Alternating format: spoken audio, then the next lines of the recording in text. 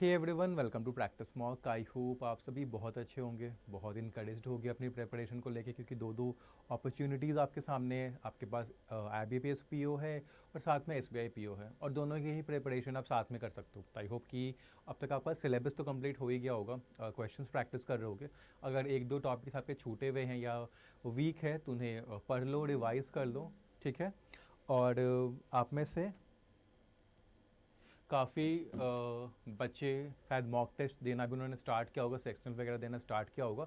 तो एनालाइज अच्छे से करना, जैसे एक बार मॉक टेस्ट दिया तो दोबारा उसको ओपन करना, देखना कि कितने क्वेश्चंस गलत हुए, कितने क्वेश्चंस आपके स्किप हो गए हैं, ठीक है। दोबारा दे के देखना उनको, बिना प्रेशर के देखो कि गलती कहाँ हुई है, ठीक है। क्या अप्रोच गलत थी, या फिर क्वेश्चन ढंग से हम पढ़ नहीं पाए जिसके कारण क्वेश्चन हमारे गलत हो जाते हैं या स्किप हो जाते हैं। तो इन चीज़ों को अभी टाइम है तो रिजॉल्व कर लो, ठीक है। कोशिश करो कि सिमिलर गलतियां अगले मॉक में ना हो, अगले सेक्शन में ना हो, या क्वेश्चंस कर रहे हैं सेम टाइप के तो वहाँ पे ना हो, ठीक है। टाइम मैनेजमेंट भी सीख लेना कि कहीं ऐसा तो नहीं कि टाइम हम ज़्यादा ले ले रहे हैं किसी क्वेश्चन में तो पूरा क्वेश्चन या पूरा सेक्शन हम नहीं देख पा रहे हैं। तो ये सारी चीज़ें हैं, इसका ध्यान रखें, एनालाइज अच्छे से करें। लाइव मॉक टेस्ट भी आता है आपके पास हर वीक, काफ़ी अच्छा आपको उसमें भी अपॉर्चुनिटी मिलता है कि आप अपना AIR ऑल इंडिया रैंक देख सकते हो, क्योंकि जो बच्चे लाइव मॉक टेस्ट दे रहे हैं वही बच्चे आपको रियल एग्ज़ाम में भी मिलेंगे। तो कंपटीशन में आपकी पोजीशन क्या है, आप अभी कैसा परफॉर्म कर रहे हो, कितना रेडी हो आप, एग्ज़ाम रेडी हो, तो वो आपको वहाँ पे ऑब्जर्व करने को मिलता है, साथ में स्ट्रैटेजाइज करने को भी मिलता है। तो इन सब चीज़ों का ध्यान रखो, पढ़ाई अच्छे से करते रहो, क्योंकि अब साथ में 2 एग्ज़ाम्स है, उसके बाद फिर आपका IPS क्लर्क है, देन फिर RRB आपका होगा। तो लाइक प्रिपरेशन अच्छी रखो और ट्राई करो कि एक एग्ज़ाम या हो सके तो मल्टीपल एग्ज़ाम्स इस पर आपके क्लियर हो जाएं, ठीक है। चलिए स्टार्ट करते हैं आज का सेशन, ठीक। सबसे पहले हम क्या करेंगे कि एडिटोरियल जो आर्टिकल है उससे पहले हम वोकैबुलरी के जो वर्ड्स हैं उनको डिस्कस कर लेते हैं, उनकी मीनिंग्स देख लेते हैं और उनके सिनोनिम्स एंड एंटोनिम्स देख लेते हैं, ठीक है। तो चलो देखते हैं पहला वर्ड हमारा क्या है। जो पहला वर्ड है वो है स्पेक्टर, ठीक है। स्पेक्टर क्या है, एक नाउन है। देखो स्पेक्टर ना हमें घोस्ट को कहते हैं, भूत को, बट स्पेक्टर ना हम किसी डेंजर को भी कह सकते हैं। ऐसी कोई चीज़ जो आगे जाके हमें लग रहा है कि खतरा बन सकती है, हमें हार्म कर सकती है, वो स्पेक्टर होता है, ठीक है। कोई भी चीज़ जो अनप्लेजेंट है, something unpleasant that people are afraid might happen in the future, मतलब ऐसी कोई चीज़ जो आगे जाके खतरा बन सकती है, कोई अनप्लेजेंट चीज़ जो आगे हो सकती है, तो वहाँ पे उसको हम स्पेक्टर कहते हैं। मेनेस भी कहते हैं, थ्रेट भी कहते हैं, डेंजर, ठीक है। एंटोनिम क्या होगा, कामनेस, शांति, ईज। ईज क्या होता है, लैक ऑफ डिस्कम्फर्ट, ठीक है, लैक ऑफ डिफ़िकल्टी। जब आपके लाइफ में कोई डिफ़िकल्टी नहीं होती है, कोई डिस्कम्फर्ट नहीं होता है, तो आप एट ईज होते हो, ठीक है, आप में कामनेस होता है। सेकेंड है आपका ऑस्टेंसिबली, ठीक है। ये आपका एक एडवर्ब है कि LY लगा है, ठीक है।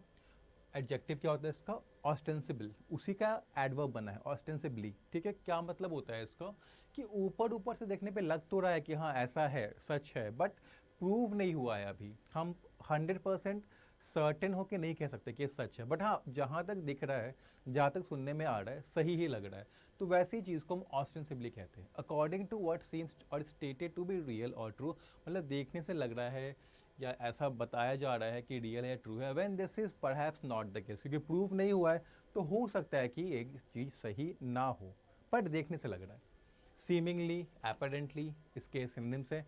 मीनिंग सेम है, सीमिंगली भी मतलब कि देखने से लग रहा है, हालांकि प्रूवन नहीं है। एपरेंटली भी देखने से लग रहा है, बाद में जाके जब प्रूफ होगा तो देखेंगे कि रियलिटी क्या है। एंटोनिम क्या है, ट्रूली एंड सर्टेनली। ट्रूली क्या होता है, सही में, 100% कन्फर्म है कि यही चीज़ है, ट्रुथ है। सर्टेनली, सर्टेन, सर्टेन मतलब कि ऑलरेडी उसको प्रूव कर दिया गया है, सो सर्टेनली। थर्ड है आपका ब्लाइटली, ये भी एक एडवर्ब है। ब्लाइटली होता है कि केयरलेसली, रेकलेसली, रैश, मतलब किसी चीज़ को करना बिना उसके कंसिक्वेंस को या बिना अपने एक्शंस पे सोच विचार किए बिना, ठीक है। In a way that shows you do not care, आपने सोच विचार नहीं किया, आप केयर नहीं करते हो, या उस चीज़ को लेकर आपको कोई टेंशन नहीं है कि आप क्या कर रहे हो, उसके क्या कॉन्सिक्वेंसेज हो सकते हैं, इसके बारे में कुछ नहीं है, बस करना है केयरलेसली। तो उसको हम कहते हैं ब्लाइटली, रेकलेसली कहते हैं, कैजुअली कहते हैं, केयरलेसली कहते हैं। एंटोनिम क्या होगा, carefully and thoughtfully. Carefully with care, ठीक है, सोच विचार करके, थॉटफुली अगेन सोच विचार करके। 4 आपका स्टार्क, एडजेक्टिव है। स्टार्क क्या होता है? कोई चीज़ जो अनप्लेजेंट है, अच्छी नहीं है, बट अब वो अच्छी नहीं है, वो सच भी है, पर और उसको आप अवॉइड भी नहीं कर सकते, मतलब वो होना ही होना है, वो सामने है आपके, कोई अनप्लेजेंट चीज़, जिसको ग्रिम भी कहते हैं, हार्श भी कहते हैं। एंटोनिम क्या होगा? बिनाइन एंड टेंडर, जिसका मतलब होता है काइंड। ठीक है। फिफ्थ आपका फ्रेजाइल, ये तो बहुत बार हमने डिस्कस किया। रॉबस्ट का एंटोनिम में रॉबस्ट क्या होता है? स्ट्रॉन्ग। तो फ्रेजाइल जो वीक है, जो स्ट्रॉन्ग नहीं है, जो फेल हो सकता है, जो टूट सकता है, जो डिस्ट्रॉय हो सकता है, जो आसानी से एंड हो सकता है, जो आपका फ्रेल है, जो फिल्मजी है। एंटोनिम स्टर्डी एंड रॉबस्ट, जिसका मतलब होता है strong.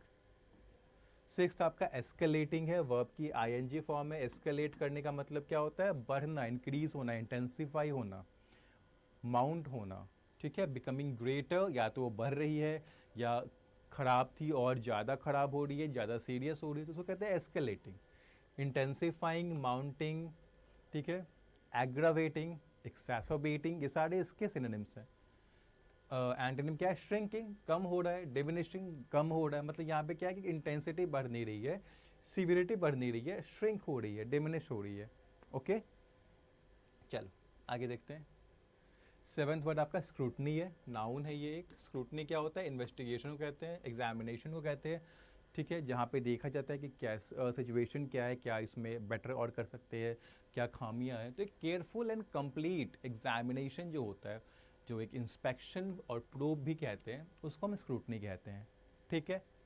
Antonym disregard and neglect, क्योंकि यहाँ पे आपको उस चीज़ से मतलब नहीं है, आपने उस चीज़ को इग्नोर कर दिया क्योंकि आपको नहीं लगता है कि वो चीज़ इंपॉर्टेंट है, तो आपने उसकी स्क्रूटनी नहीं की है, आप उसको इंस्पेक्ट भी नहीं कर रहे हो, प्रोब भी नहीं कर रहे हो। ठीक है। 8 है आपका कंपेल्ड, दिस इज वर्ब की सेकंड एंड वर्ब की थर्ड फॉर्म है। कंपेल करना मतलब किसी को फोर्स करना कि वो कोई काम करे या कुछ बोले। ठीक है, उसको ऑब्लाइज करना, उसको प्रॉम्प्ट करना, उसको ड्राइव करना, उसी का पास्ट टेंस है ड्रोव। ठीक है, तो इसका जैसे ये वर्ब की सेकेंड एंड थर्ड फॉर्म है compel, compelled, compelled, prompt, prompt, prompted. But drove का अलग होता है, इसका फर्स्ट फॉर्म होता है ड्राइव, सेकेंड फॉर्म होता है ड्रोव, थर्ड फॉर्म होता है ड्रिवन। ठीक है, तो इसकी verb 1, verb 2 and verb 3 form अलग होती है। बाकी इसकी वर्ब 1 फॉर्म कंपेल होती है, वर्ब 2 फॉर्म कंपेल्ड, और वर्ब 3 भी कंपेल्ड ही होती है। ठीक है। Now 9 is mulling. ठीक है, दिखने में वर्ब की आईएनजी फॉर्म है, दिखने में तो काफ़ी डिफिकल्ट वर्ड लग रहा है, बट मीनिंग बहुत इजी है। किसी चीज़ के बारे में सोचना, विचार करना कि हाँ, क्या हमें ये चीज़ एक्सेप्ट करनी चाहिए, क्या हमें ये प्लान फॉलो करना चाहिए, क्या इस प्रपोजल को हमें एक्सेप्ट करना चाहिए, उसको हम कहते हैं mulling. Thinking about a fact, proposal और request deeply and at length, मतलब काफ़ी लंबे समय तक सोचना और बहुत ही डीपली सोचना कि हाँ, क्या हम अगर इसको करते हैं, प्रपोजल को एक्सेप्ट करते हैं, इस आइडिया को फॉलो करते हैं, तो क्या हो सकता है। ठीक है, चलो डेलिबरेटिंग और कंसिडरिंग इसके सिनोनिम्स हैं। एंटोनिम उसको डिसमिस करना, डिस्काउंट करना। डिस्काउंट, एक तो डिस्काउंट आपको पता होगा, ठीक है, क्वांट्स में भी पढ़ते हो, और लाइक कॉमनली भी पता होगा आपको कि डिस्काउंट क्या होता है, जो हमें कम करके किसी चीज़ में जो हमें कटौती मिलती है, उसको डिस्काउंट कहते हैं। तो यहाँ पे डिस्काउंट का मतलब वही है, किसी चीज़ को कम कर देना, उस चीज़ को हटा देना, क्योंकि आपको लगता है वो चीज़ इंपॉर्टेंट नहीं है। 10th वर्ड है आपका डेटरेंट, ये एक नाउन है। डेटरेंट क्या होता है? ऐसी कोई चीज़ होती है जो लोगों को डिस्करेज करती है, उनको इंटिमिडेट करती है, उनको डराती है कि वो कोई पार्टिकुलर काम ना करे। Something that make somebody less likely to do something. Less likely का मतलब क्या है? कि उनको करने से रोकती है, जिसको डिसइंसेंटिव कहते हैं, डिस्करेजमेंट कहते हैं। इंसेंटिव क्या होता है बताओ? इंसेंटिव जो इनकरेजमेंट देता है, जो लोगों को फोर्स करता है कि वो करे। ठीक है, स्टिमुलस भी वही करते कहते हैं। स्टिमुलस क्या होता है? जो किसी पर्टिकुलर एक्टिविटी को और इनकरेज करता है, तो उसी का इंसेंटिव का ये एंटोनिम है डिसइंसेंटिव, जो रोकता है। डिस्करेजमेंट, जो इनकरेजमेंट नहीं देता है, डिस्करेज करता है कि पर्सन उस काम को ना करे। 11th आपका ओवरसाइट, ये एक नाउन है, बहुत सिंपल मीनिंग है इसकी, सुपरविजन, मैनेजमेंट, रिस्पॉन्सिबिलिटी कि कोई काम सही से हो रहा है, उसको देखना कि कोई काम है, कोई एक्टिविटी है, ठीक है, उसकी रिस्पॉन्सिबिलिटी लेना और मेक श्योर करना कि वो सही से हो। ठीक है, तो उसको सुपरवाइज करना, उसी को कहते हैं ओवरसाइट। 12 इम्बोल्डेंस, ये वर्ब है, वर्ब की कौन सी फॉर्म है, तो ये वर्ब की थर्ड पर्सन सिंगुलर फॉर्म है जो हम सिंगुलर सब्जेक्ट के साथ यूज़ करते हैं, एस और ई एस वाला। ठीक है, होता है ना एक सिंगुलर के साथ क्या यूज़ करते हैं हम, एस वाला या ई एस वाला यूज़ करते हैं, प्लूरल के साथ बिना एस बिना ई एस वाला यूज़ करते हैं, तो ये सिंगुलर वाला वो। अब इम्पॉर्टेंट का मतलब क्या होता है, किसी को बोल्ड बनाना, किसी को कॉन्फिडेंट बनाना, ब्रेव बनाना, करेज देना, उसको कॉन्फिडेंस देना कि वो एक पर्टिकुलर काम करे, जिसको इंस्पिरिट कहते हैं और हार्टन भी कहते हैं। एंटोनिम डोंट, डोंट का मतलब होता है डराना, इंटिमिडेट करना कि मत करो। वही बोल्डन का मतलब कि उसको और इनकरेज करना, उसको और कॉन्फिडेंट बनाना कि नहीं नहीं कर सकते हो, करो करो। डिमोरलाइज करना इसका एंटोनिम है। ठीक है,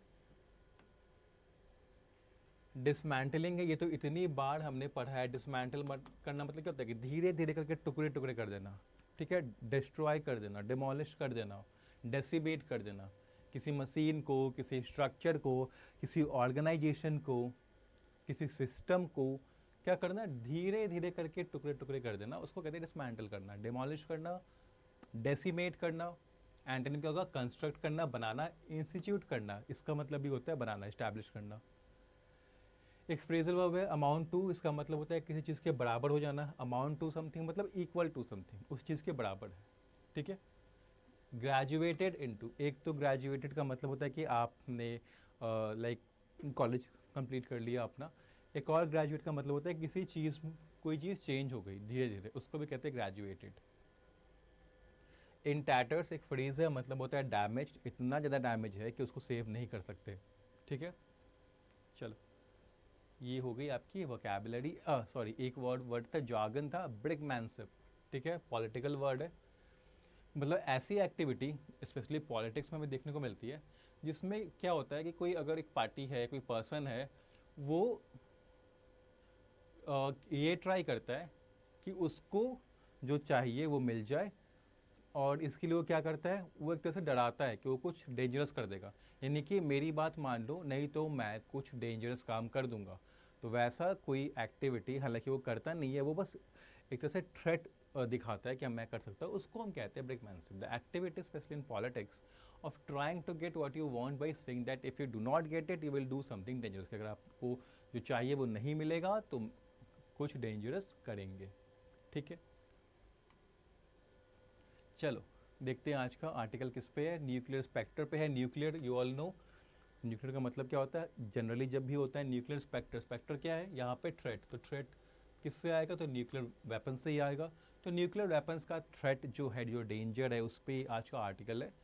on the risk of an era of nuclear brinkmanship, मतलब रिस्क है क्या, खतरा है किस चीज़ का, कि एक एरा स्टार्ट हो सकता है, एक टाइम स्टार्ट हो सकता है। किस चीज़ का टाइम स्टार्ट हो सकता है, न्यूक्लियर ब्रिकमैनशिप का, जहाँ पे कंट्रीज़ क्या कर सकती है, न्यूक्लियर पावर को यूज़ करके अपना जो भी वो ऑब्जेक्टिव्स है वो अपना ट्राई कर सकती है फुलफिल करने का। ठीक है, Israeli and US actions against Iran, Israel और यूएस के जो एक्शंस है ईरान के अगेंस्ट, अमाउंट टू, वो क्या क्या है, किसके इक्वल है, न्यूक्लियर ब्रिकमैनशिप के। मतलब कि जो इसराइल और यूएस के एक्शंस हैं वो ये शो कर रहे हैं कि वो न्यूक्लियर थ्रेट का यूज़ करके ईरान से अपनी बात मनवाना चाहते हैं। ठीक, देखते हैं। After 12-day intense missile barrage and air attacks following Israel illegal aerial attacks on Iran, तो यहाँ पे क्या हुआ कि पहले, क्योंकि फॉलोइंग है, फॉलोइंग मतलब कि ये चीज़ बाद में आई, ये चीज़ पहले हुई। फॉलोइंग के बाद जो लिखा है वो पहले हुआ। तो पहले क्या हुआ कि इसराइल ने इलीगल एरियल अटैक्स किए ईरान पे, मतलब इसराइल ने एरियल अटैक्स किए ईरान पे। ऑथर क्या बोल रहा है कि वो इलीगल था। उसके बाद क्या हुआ, 12 दिन तक इंटेंस, बहुत ही सीरियस मिसाइल बराज और एयर अटैक्स हुआ दोनों कंट्री के बीच, यानी ईरान और इसराइल के बीच। उसके बाद क्या हुआ, the two countries finally announced a ceasefire on Tuesday June 24, 2025। तो 12 दिन के इंटेंस जो मिसाइल का जो एक्सचेंज हुआ, उसके बाद क्या हुआ है कि जून 24, 2025 को, यानी ट्यूसडे को, एक सीज फायर दोनों कंट्रीज ने अनाउंस किया कि अभी लड़ाई बंद होगी। ऑस्टेंसिबली देख के ऐसा लग रहा है, पता चल रहा है, conducted as a preemptive strike on Iran nuclear facilities, The Israeli attacks graduated into a full-fledged war that also involved US strikes on Iranian nuclear installation. अब देखो पहले क्या हुआ कि इसराइल ने एक स्ट्राइक किया ईरान की न्यूक्लियर फैसिलिटीज़ पे, और क्या बोला कि प्रीएम्प्टिव स्ट्राइक्स है। मतलब कि प्रीएम्प्टिव का मतलब क्या होता है कि हम किसी डेंजरस चीज़ को रोकने के लिए कोई एक्शन लेते हैं। तो ऑथर क्या कह रहे हैं कि इसराइल ने जो ईरान के न्यूक्लियर फैसिलिटीज़ पे जो स्ट्राइक किया, वो एक उसने कहा इसराइल ने कि प्रीएम्प्टिव स्ट्राइक है। मतलब वो ईरान को रोकना चाहता है कि वो न्यूक्लियर अटैक ना करे, तो रोकने के लिए उसने ईरान की न्यूक्लियर फैसिलिटीज़ पे स्ट्राइक किया। तो उसके बाद क्या हुआ कि Israeli attacks graduated into full fledged war, तो दोनों के बीच फिर पूरा फुल फ्लेज्ड एक कंप्लीट वॉर स्टार्ट हो गया। फिर उसमें यूएस भी इन्वॉल्व हो गया, यूएस ने भी स्ट्राइक्स किए ईरान के न्यूक्लियर इंस्टॉलेशंस पे।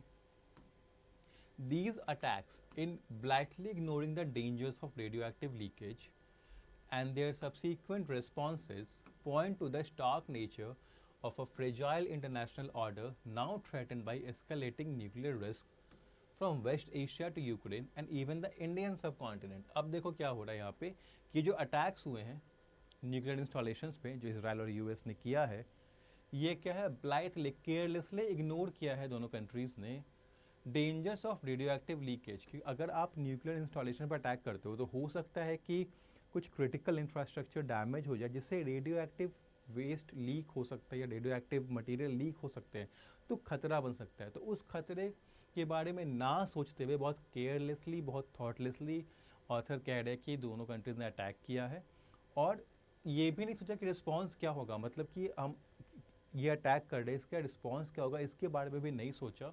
तो ये क्या दिखाता है कि ये जो अनप्लेजेंट नेचर है एक फ्रेजाइल इंटरनेशनल ऑर्डर का, मतलब जो ऑर्डर बना हुआ था जहाँ पे न्यूक्लियर वेपन्स या न्यूक्लियर से कुछ भी चीज़ें रिलेटेड नहीं हो रही थी, अब वो कमज़ोर होती हुई दिखने लगी है। क्यों? क्योंकि जो इंटरनेशनल ऑर्डर था वो टूट रहा है, और थ्रेट किसकी वजह से टूट रहा है? एस्केलेटिंग न्यूक्लियर रिस्क स्टार्ट हो गया है वेस्ट एशिया से यूक्रेन, और इवन इंडियन सब कॉन्टिनेंट भी अब इससे अफेक्ट हो रहा है। The attacks on Iran might have damaged its nuclear installations and in particular its uranium enrichment capabilities. तो जो अटैक हुए हैं ईरान पे, उससे क्या हुआ है कि हो सकता है कि न्यूक्लियर इंस्टॉलेशन डैमेज हो गए हो, और यूरेनियम इनरिचमेंट कैपेबिलिटीज़ ईरान की डैमेज हो गई है। देखो यूरेनियम इनरिचमेंट क्या होता है, जिसके थ्रू न्यूक्लियर कुछ भी बनाया जाता है, बी इट वेपन्स हो या फिर कोई किसी तरह का कोई प्लांट हो, तो वो भी चीज़ डैमेज हो गई है। ठीक है, तो ऑथर क्या कह रहे हैं? ऑथर ये कह रहे हैं कि सबसे पहले क्या हुआ कि इसराइल ने इलीगल एरियल अटैक किया ईरान पे, तो फिर दोनों के बीच 12 डे का एक इंटेंस वॉर स्टार्ट हो गया, उसमें यूएस भी इन्वॉल्व हो गया। फिर यूएस एंड इसराइल ने क्या किया कि ईरान के न्यूक्लियर इंस्टॉलेशंस पे स्ट्राइक्स किए। अब ये स्ट्राइक्स ऑथर कह रहे हैं कि इस तरह से किया गया कि दोनों कंट्रीज ने इग्नोर किया कि आप न्यूक्लियर इंस्टॉलेशंस पे स्ट्राइक कर रहे हो, तो हो सकता है कि एक मिनट, हाँ, हो सकता है कि रेडियो एक्टिव लीकेज हो सकता है, तो उसके बारे में ना सोचा। ठीक है, अटैक का भी रिस्पॉन्स हो सकता है, उसके बारे में नहीं सोचा कि आगे क्या होगा, इसका कंसिक्वेंस कुछ नहीं सोचा। और ये जो चीज़ हो रही है, इस तरह के स्ट्राइक्स हो रहे हैं, और नहीं सोचने वाला जो ये एक्शन है कि रिस्पॉन्स के बारे में या रेडियो एक्टिव लीकेज के बारे में कंट्रीज नहीं सोच रही हैं और स्ट्राइक कर दे रही हैं, इससे ये दिखा रहा है कि जो इंटरनेशनल ऑर्डर है, जो भी एक पीस बना हुआ था, सिस्टमैटिक वे में चल रही थी चीज़ें, वो फ्रेजाइल है, वो कमज़ोर होती जा रही है, और वो टूटने के कगार पे हैं। क्यों? क्योंकि एक एस्केलेटिंग न्यूक्लियर खतरा बन गया है, जो वेस्ट एशिया से यूक्रेन और इंडियन सब कॉन्टिनेंट तक भी पहुंच गया है। और इन अटैक्स में क्या हो सकता है कि ईरान का जो न्यूक्लियर इंस्टॉलेशन है वो डैमेज हो गया होगा, और हो सकता है उसके यूरेनियम इनरिचमेंट कैपेबिलिटीज है, जिससे वो और न्यूक्लियर वेपन्स या न्यूक्लियर प्लांट्स बनाते, वो भी अब डैमेज हो गई है। ठीक है, yet this naked aggression was against a signatory to the nuclear non-proliferation treaty and a country that had willingly subjected its facilities to international scrutiny. अब देखो ये जो नेकेड अग्रेशन किसके बारे में हो रहा है? अग्रेशन किसने किया है? यूएस एंड इसराइल ने किया है। किसके अगेंस्ट किया है? ईरान के अगेंस्ट। तो ऑथर क्या कह रहे हैं कि जो यूएस एंड इसराइल ने जो अटैक किए हैं वो ईरान पे किए, ईरान एक ऐसा कंट्री है जिसने nuclear non proliferation treaty sign किया है, वो एक सिग्नेटरी है। अब न्यूक्लियर नॉन प्रोलिफरेशन ट्रीटी में क्या होता है कि अब और ज़्यादा न्यूक्लियर वेपन्स नहीं बनाओगे, ठीक है। प्रोलिफरेशन का मतलब क्या होता है कि बहुत ज़्यादा अमाउंट में बढ़ना। नॉन प्रोलिफरेशन मतलब कि ईरान की जो न्यूक्लियर वेपन्स है वो नहीं बढ़ेंगी, मतलब वो बनाएगा ही नहीं। और एक ऐसा कंट्री यानी ईरान की ही बात हो रही है जिसने खुद से विलिंगली अब subjected its facilities to international scrutiny, मतलब अपनी जो न्यूक्लियर फैसिलिटीज़ है वो खुद ही उसने क्या बोला है कि आप इंटरनेशनल कोई भी कंट्री आके वहाँ पे उस चीज़ को एग्जामिन कर सकता है, इन्वेस्टिगेट कर सकता है। तो एक ऐसे कंट्री पे अटैक किया है इसराइल और ईरान, यूएस ने, जो कि जिसने न्यूक्लियर नॉन प्रोलिफरेशन ट्रीटी भी साइन की थी और उसने खुद ही विलिंगली खुद से ही ये भी दिखाया था कि आप हमारी फैसिलिटीज़ को आके इन्वेस्टिगेट कर सकते हो कि हम बना रहे हैं और वेपन्स की नहीं बना रहे, मतलब ट्रांसपेरेंसी उन्होंने दिखाई थी ईरान ने कि वो बना रहा है नहीं बना रहा है, वो आप आके चेक कर सकते हो। Iran had also signed the Joint Comprehensive Plan of Action with the P5+1 nuclear armed states plus Germany to ensure that its nuclear capabilities remain peaceful. फिर ईरान ने joint comprehensive plan of action P5+1 countries के साथ भी sign किया था। वो क्या ensure करने के लिए, वो ये बताने के लिए कि जो उसकी न्यूक्लियर कैपेबिलिटीज़ है वो पीसफुल हैं, मतलब अगर वो न्यूक्लियर एनर्जी का यूज़ करता है तो पीसफुल वे में करेगा, मे बी एनर्जी या इलेक्ट्रिसिटी जनरेट करने के लिए, वेपन्स बनाने के लिए नहीं करेगा। Only for it to be rendered meaningless after the US withdrew from it during President Donald Trump's first term. But ये था joint comprehensive plan of action था, ये क्या हो गया, ये मीनिंगलेस हो गया क्योंकि यूएस ने विड्रॉ कर दिया इस प्लान ऑफ एक्शन से। कब? जब डोनाल्ड ट्रंप का पहला टर्म स्टार्ट हुआ था, जब वो पहली बार प्रेसिडेंट बने थे। These attacks now create a new dynamic. अब इससे क्या है कि जो अटैक्स हुए हैं इससे एक नया सिस्टम, एक नया चीज़ें एक नई डायरेक्शन में मूव होने लग गई हैं। Wherein Iran is compelled to seek nuclear weapons by withdrawing from its commitments. अब पहले ईरान क्या था, यहाँ पे बताया है ऑथर ने कि ईरान ने नॉन प्रोलिफरेशन ट्रीटी साइन की थी, मतलब वो वेपन्स नहीं बनाएगा और ज़्यादा वेपन्स न्यूक्लियर वेपन्स नहीं बनाएगा। उसके बाद उसने खुद विलिंगली ये भी बोला, कहा है, स्टेट किया है कि आप आके हमारे फैसिलिटीज़ को देख सकते हो कि यहाँ पे और बना रहे हैं कि नहीं बना रहे हैं। उसके बाद उसने joint comprehensive plan of action भी साइन किया था जो ये बताता है कि न्यूक्लियर कैपेबिलिटी जो है वो पीसफुल चीज़ों के लिए यूज़ होंगी। तो अब क्या वही जो अटैक्स हुए हैं इससे डायनामिक चेंज हो गया है, चीज़ें चेंज हो गई है और ईरान क्या है वो कंपेल हो गया है। इन अटैक्स ने ईरान को कंपेल कर दिया, फोर्स कर दिया है कि अब वो न्यूक्लियर वेपन्स की तरफ मूव करे और अपने जो कमिटमेंट्स थे कि वो न्यूक्लियर एनर्जी का यूज़ नहीं करेगा वेपन्स बनाने के लिए, उससे अब वो विड्रॉ करे। Its parliament is now mulling a bill to exit the NPT. जो ईरान की पार्लियामेंट है वो अभी सोच रही है कि एक बिल लेके आते हैं और एनपीटी जो है नॉन प्रोलिफरेशन ट्रीटी उससे विड्रॉ करते हैं and use them as a deterrent. और न्यूक्लियर जो नॉन प्रोलिफरेशन ट्रीटी है उसका हम एक डेटरेंट की तरह यूज़ करते हैं, मतलब कि हम ये दिखाते हैं कि नहीं, अब हम पहले हम नहीं बना रहे थे, अब हम बनाएंगे, ठीक है, तो आप हमारे पे अब और अटैक्स नहीं करो। Meanwhile, any step Iran takes to do so could be used to justify further aggression by Israel and the US. अब यहाँ पे एक साइकिल बन गया, अब ईरान ये करेगा कि एनपीटी से एग्जिट करेगा और ये शो करेगा कि वो भी अब न्यूक्लियर वेपन्स बनाएगा, तो फिर क्या होगा, उससे एक तरह से एक रीज़न मिल जाएगा इसराइल एंड यूएस को कि वो और ज़्यादा स्ट्राइक करे। तो एक साइकिल बन गया यहाँ पे स्ट्राइक्स का, their by rejecting international laws and the NPT's non proliferation norm. ठीक है, अब इससे क्या होगा कि इंटरनेशनल लॉज को इस प्रोसेस में रिजेक्ट कर दिया जाएगा और एनपीटी के जो नॉन प्रोलिफरेशन नॉर्म है उसको भी रिजेक्ट कर देंगे। ठीक है, इजराइल्स हिपोक्रेसी इज टाक। अब यहाँ पे क्या कह रहे हैं ऑथर कि इजराइल हिपोक्रेट है, डबल स्टैंडर्ड्स है, डबल गेम खेल रहा है। It remains a non signatory to the NPT. Israel ने एनपीटी साइन नहीं किया है, यानी कि उसका ये मानना है कि नहीं हम तो बनाएंगे और nuclear weapons, and refuses any oversight of its undeclared but known Arsenal. और उसके पास न्यूक्लियर वेपन्स हैं ये तो पता है, लेकिन वो किसी को भी अलाउ नहीं करता है कि आप आके देखो कि हमारे पास कौन कौन से न्यूक्लियर वेपन्स हैं, हम कितना बना रहे हैं। This raises the possibility that it values nuclear weapons not for deterrence but for their destructive potential. इससे ये एक तरह से पॉसिबिलिटी बनती है कि may be Israel nuclear weapons को डेटरेंस के रूप में नहीं देखता है कि हम अगर न्यूक्लियर वेपन्स रखेंगे तो ये दूसरी कंट्री को रोकेगा हम पे अटैक करने के, बट उसके डिस्ट्रक्टिव पोटेंशियल के रूप में देखता है कि नहीं वो यूज़ कर सकता है इसको as weapons. US protection emboldens it to pursue destructive policies in Gaza and illegal wars in West Asia। अब चूंकि US भी उसको सपोर्ट कर रहा है, उसको प्रोटेक्ट कर रहा है, तो इससे उसको और कॉन्फिडेंस मिल गया इसराइल को कि वो डिस्ट्रक्टिव पॉलिसीज फॉलो करे गाजा में और इलीगल वॉर्स करे वेस्ट एशिया में। Combined with the Russian threat to use nuclear weapons to deter conventional aggression by NATO following its Ukraine invasion, अब क्या है कि एक रसिया भी एक तरह से थ्रेट दे रहा है कि वो भी न्यूक्लियर वेपन्स यूज़ करेगा नेटो के अगेंस्ट, ठीक है। तो अब इसके बाद ये भी हो गया है कि अब इसराइल भी बढ़ रहा है, ठीक है, वो भी सोच रहा है कि एनपीटी को विड्रॉ करते हैं और न्यूक्लियर वेपन्स की तरफ बढ़ते हैं। तो इससे क्या हो रहा है कि these actions reveal how the renewed competition among the great powers and their cynical understanding of deterrence are dismantling global stability. तो ये एक्शंस क्या रिवील कर रही कि जो ग्रेट पावर्स है, जो पावरफुल कंट्रीज़ है, अब वो न्यूक्लियर की तरफ बढ़ रही है, और इससे क्या है कि जो ग्लोबल स्टेबिलिटी है, ग्लोबल पीस है, जो ऑर्डर बना हुआ था, वो अब टूटता हुआ दिख सकता है हमें। The idea of nuclear disarmament is in tatters. जो आइडिया था कि अब हम और न्यूक्लियर वेपन्स नहीं बनाएंगे और न्यूक्लियर वेपन्स से दूर हो जाएंगे, वो हमें अब डैमेज होता हुआ दिख रहा है, क्योंकि कंट्रीज़ क्या है वो न्यूक्लियर की तरफ बढ़ती हुई दिख रही है, थ्रेट दे रही है न्यूक्लियर वेपन्स को यूज़ करने का। As the nuclear weapon states continue to expand and modernise their arsenal, क्योंकि जो न्यूक्लियर वेपन स्टेट्स हैं, ऐसे कंट्री जिनके पास न्यूक्लियर वेपन्स हैं, वो और बना रही हैं, ठीक है, और उसको मॉडर्नाइज कर रही हैं और एडवांस न्यूक्लियर वेपन्स बना रही हैं।